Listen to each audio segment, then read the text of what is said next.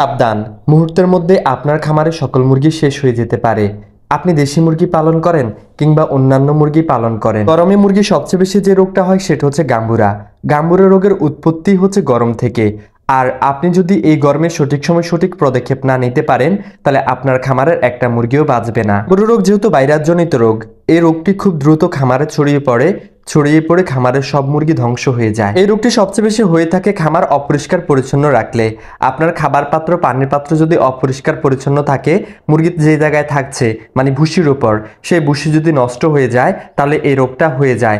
এবং কি আপনি যদি গরমের সময় আপনার মুরগিকে তাজা তাজা পানি না দেন, মানে মুরগিকে যদি অনেক বেশি পানি না দেন, তাজা তাজা পানির সাথে ইলেকট্রোলাইট মানে ভিটামিন সি এগুলো ব্যবহার না করেন, যদি আপনার মুরগি সঠিক সময় সঠিক পানি না পায়, তাহলে আপনার মুরগি পানি শূন্যতায় ভুগবে, আপনার মুরগি ডিহাইড্রেশনে ভুগবে, তখন আপনার মুরগির এই গাম্বুরা রোগটি হয়ে যাবে।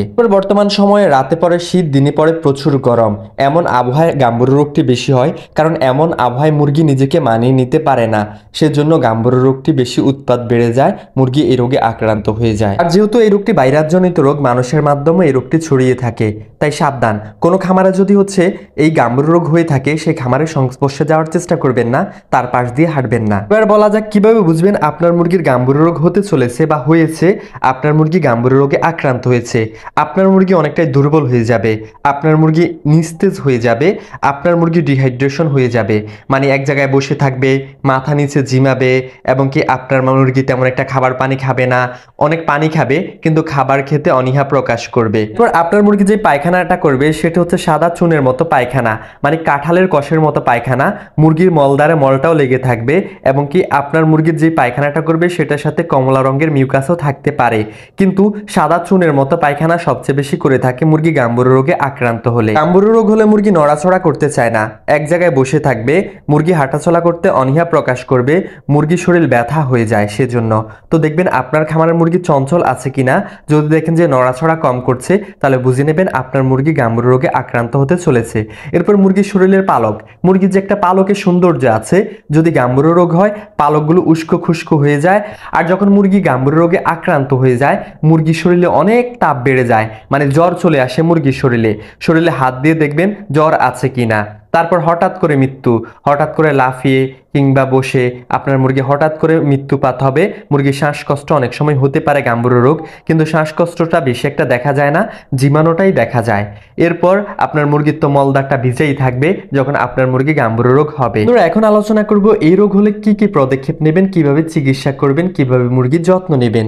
কিন্তু তার আগে একটা রিকোয়েস্ট, যদি ভিডিওটা ভালো লাগে ইউটিউব চ্যানেলটি সাবস্ক্রাইব করে সাথে থাকবেন, আর ভালো না লাগলে প্রয়োজন নেই। আর যারা ফেসবুক পেজ থেকে দেখছেন তারা পেজটি ফলো করে সাথে থাকবেন। ভিডিও শুরুতে আমি বলেছি গাম্বুরা রোগটা সবচেয়ে বেশি হয়ে থাকে মুরগি থাকার জায়গা থেকে। মুরগিকে যদি দূষিত নোংরা খাবার পানি দেন তাহলে মুরগির এই রোগটা বেশি হয়ে যায়। তো খাবারের দিকে খেয়াল রাখতে হবে, খাবারটা ভালো মানের কিনা, আর আপনার মুরগিকে আপনি তাজা ভালো মানের পানি দিচ্ছেন কিনা। ভালো মানের পানি দিতে হবে, আর পানির সাথে যে ওষুধগুলো ব্যবহার করবেন, ইলেকট্রোলাইট, স্যালাইন ব্যবহার করবেন। এই স্যালাইনটা ব্যবহার করবেন এই জন্যই, কারণ গাম্বুরা রোগ হলে মুরগি অনেক বেশি ডিহাইড্রেশন হয়ে যায়, মুরগি দুর্বল হয়ে যায়, মুরগির শরীর থেকে ইলেকট্রোলাইট, ইলেকট্রন এগুলো খরচ হয়ে যায়। তো মুরগির যেন শরীর থেকে এগুলো কমে গেলে যেন পূর্ণতা পায়, সবকিছু ঠিকঠাক হয়ে যায়, এই জন্য স্যালাইন দেবেন।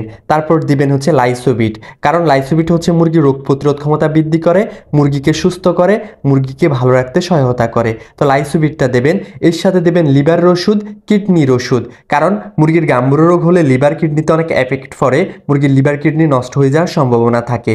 এরপর আপনি দেবেন অ্যাম্ফোলিফিবেট, এই জন্যই দেবেন কারণ গাম্বুরা রোগ হলে মুরগির পায়খানাজনিত সমস্যা হয়, তখন মুরগি চুনা পায়খানা করে, অন্যান্য সমস্যা হয়, বা রক্তামশায় অনেক সময় হয়ে যায়। তো সেক্ষেত্রে অ্যাম্ফোলিফিবেটটা দেবেন। তো সাথে দেবেন হচ্ছে মাইক্রোনিট। মুরগি যখন গাম্বুরা রোগে আক্রান্ত হয়, মুরগির শরীরে জ্বর ঠান্ডা চলে আসে, মাইক্রোনিটটা দেবেন। আর সাথে দেবেন হচ্ছে ফার্স্ট বেড কিংবা FK5 বেড। ফার্স্ট বেড হচ্ছে জ্বরের ওষুধ, FK5 এটা হচ্ছে জ্বরের ওষুধ। যে কোনো একটা দিবেন আপনারা মুরগির জ্বরের জন্য, কারণ মুরগি যখন গাম্বুরা রোগে আক্রান্ত হয় তখন মুরগির শরীরে অনেক বেশি জ্বর চলে আসে, মুরগি জ্বরে আক্রান্ত হয়। তাই মুরগির জ্বর কমানোর জন্য আপনি হয় ফার্স্ট বেড দেবেন, না হলে ফিকে 5টা দেবেন। তো এটা ভাইরাস জনিত রোগ, সাথে দিতে পারেন জ্যান্টারবেক বা জ্যান্টারমাইসিন, যে কোনো একটা দিতে পারেন। এগুলো ভাইরাস দূর করতে সহায়তা করে। কিন্তু যদি প্রথম পর্যায়ে থাকে তাহলে এগুলো দেওয়ার দরকার নেই, কারণ এটা খুব হাই অ্যান্টিবায়োটিক। এগুলো দিলে মুরগি আরও দুর্বল হয়ে যেতে পারে। কিন্তু যদি মারাত্মক পর্যায়ে হয় তাহলে এটা ব্যবহার করবেন। ধরা ভাইরাস জনিত রোগের তেমন কোনো ঔষধ নেই, কিন্তু আপনি যদি আগাম পদক্ষেপ নেন তাহলে আপনার মুরগি ভাইরাস জনিত রোগে আক্রান্ত হবে না। আগাম পদক্ষেপ কি?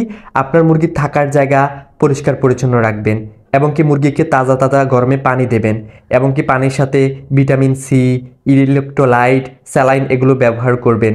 তারপরে হচ্ছে মুরগির খামারে আলো বাতাস প্রবেশ করার সঠিকভাবে ব্যবস্থা করবেন। এরপরে সঠিক সময় মুরগির গাম্বুরো রোগের টিকা দেবেন। আপনার মুরগির এই রোগগুলো হবে না, আপনার মুরগি সুস্থ থাকবে, ভালো থাকবে, শরীরে রোগ প্রতিরোধ ক্ষমতা বৃদ্ধি পাবে। ইনশাল্লাহ আপনার মুরগি সুস্থ থাকবে, ভালো থাকবে। আর যদি রোগগুলো হয়ে যায় কিভাবে কি পদক্ষেপ নেবেন সেগুলো তো বলে দিয়েছি। সেভাবে আপনার মুরগিকে চিকিৎসা করবেন, সুস্থ করে তুলবেন। কিন্তু চিকিৎসা করাচ্ছে যদি আগাম পদক্ষেপ নিতে পারেন তাহলে আপনার মুরগির এই ভাইরাসজনিত রোগ হবেও না, আপনার মুরগি অনেক বেশি মারাও যাবে না, আপনার ওষুধের খরচটাও বেঁচে যাবে। তাই খামার পরিষ্কার পরিচ্ছন্ন রাখুন, মুরগির সঠিক সময় সঠিক পদক্ষেপ নিন, মুরগির যত্ন নিন, ইনশাল্লাহ ভালো থাকবে। এতক্ষণ আপনাদের মাঝে সাইন। আল্লাহ হাফেজ, আসসালামু আলাইকুম।